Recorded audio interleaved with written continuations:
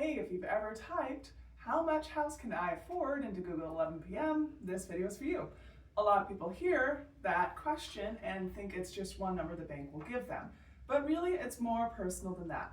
It's not just what you're approved for, it's what you feel comfortable paying every month while still living your life the way you want to live it.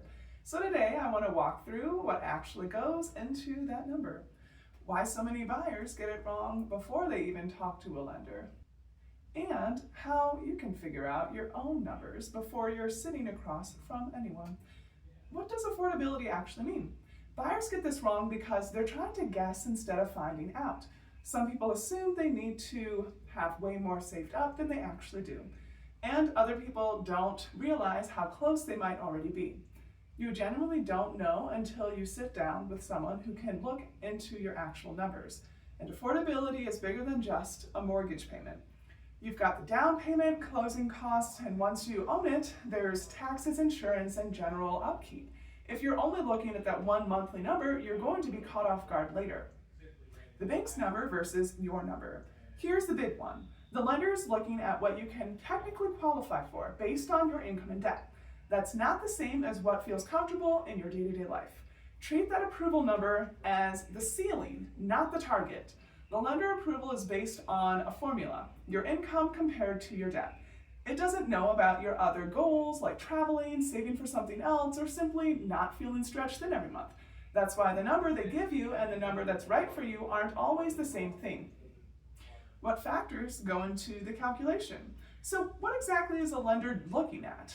It's the whole financial picture, not just one piece of it.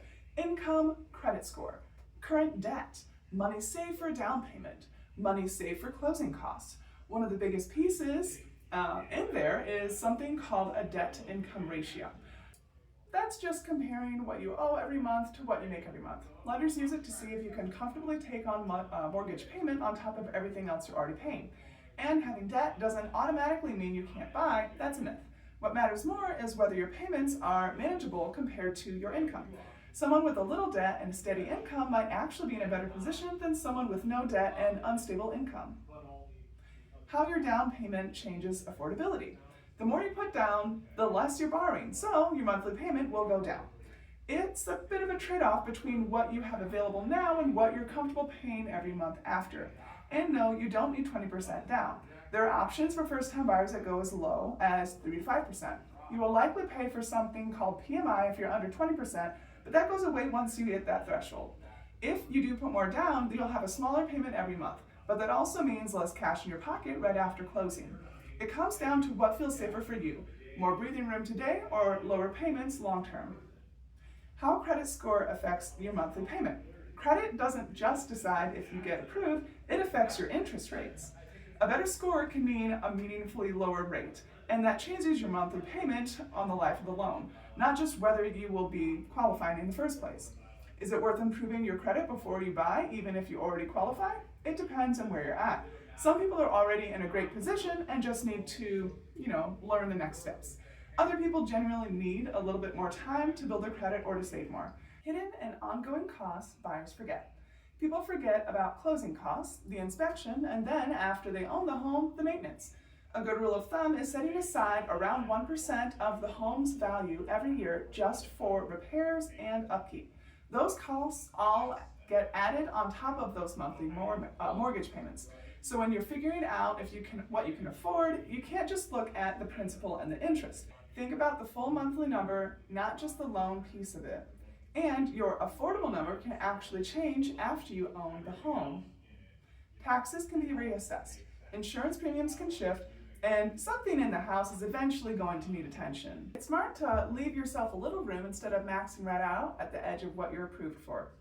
How to set your own number. So how do you actually figure out your range before you even talk to a lender? The simplest thing is to think about what you're already comfortable spending each month and to work backward from there instead of starting with the biggest number you might qualify for.